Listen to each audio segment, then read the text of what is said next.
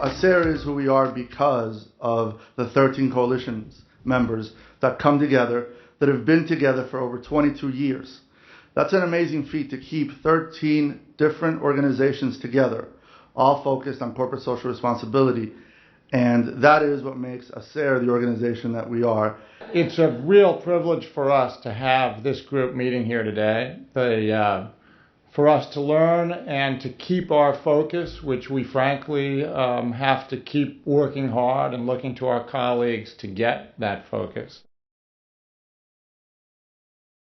What's the smartest thing that you have done during your CEO tenure to develop the diversity of your workforce? From a CEO, part of where you come back, whether you look at specific numbers or you just look across an audience, you start asking questions, well, where are people with diverse backgrounds? Well, you'll get the story, they're hard to recruit, they won't come to Central Illinois or whatever it might be, a lot of the excuses. And I think as a corporate leader, you have to push back. You have to demand more. Well, I want to see more names. I want to see more people that I can look at that could bring opportunity to the organization. And I think the other thing, another avenue you come, what are you doing in an area we have been heavily involved in? What do we do in the schools? What do we do to address the next generation? In basically doing, the farm team, so to speak, for those kids who are going to be coming out of school looking for jobs. How do we tap into that? And those kind of concerted efforts. It's not a point in time. It's how do you look at the continuum from a youngster finishing up their formal education, even helping them with that formal education, and moving them through a career of lifelong learning and career development and promotion. Joe, when you came into to Univision a year ago, did you have you set goals? Have you wanted to make shifts in terms of the diversity of your workforce, or is it kind of as diverse as you want it to be? Well, 82% of our employee base happens to be Hispanic. Is that good?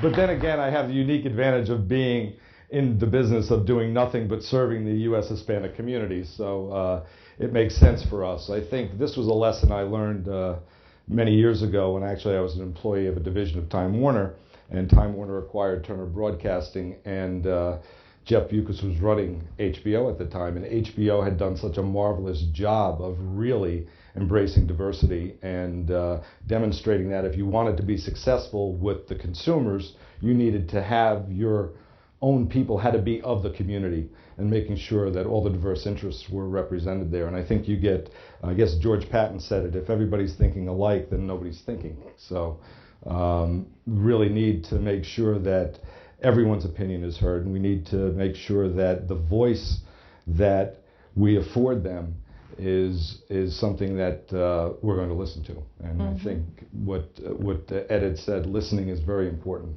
What about pay? What about tying pay to diversity goals? What do you all do, and what have you learned about that? You have to get it into the psyche of the organization, and you can offer incentives, but ultimately people really need to believe that it makes good business sense to have a diverse workforce. It makes good business sense to market and sell your products with the nuances or the language or whatever that's required of your diverse consumers. And if you're, and certainly our workforce is incentivized by their performance. And we've got to say you need to be living under a rock not to understand that if you don't actually go out and address the market as it exists, you're not going to hit your targets. You're not going to exceed your targets. And so, a good example of that is in Los Angeles, our sales and marketing team is 85% Hispanic, because it reflects that is the market. And surprise, surprise, they're doing exceptionally well. And we do obviously have at the senior level diversity as a goal, and we measure ourselves against it. But through the organization, I really do believe that people have just got to see the absolute common sense of doing it, and then it happens. Why aren't there many Hispanic women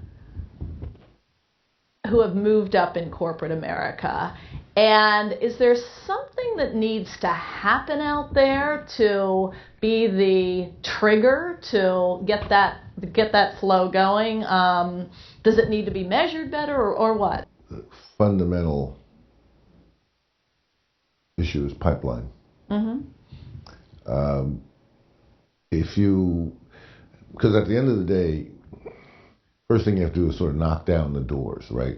Break the glass ceiling, use whatever metaphor you want, and make it not only acceptable but an imperative that you have more diversity at all levels of corporations. But then the hard part starts. Then you actually have to go out and find some man or woman or man who can do the job. And usually that doesn't come from the ether. Usually that comes from within an organization. You reach down and you pull people up, or you pull them out of other organizations where they're doing work that you can look at and evaluate and sort of see that they can fit.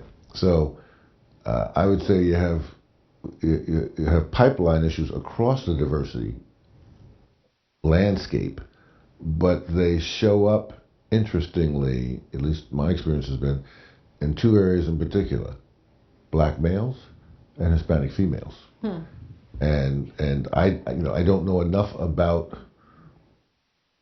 what's afflicting both of those gender diverse populations, but you actually find many more African American females who are ready to take the next step and who are in the pipeline than African American males, and similarly I think more Hispanic males than Hispanic females, and so the pipeline's just got to fill.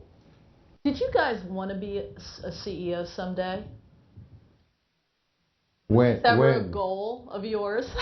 You want to be a CEO? When I was the COO.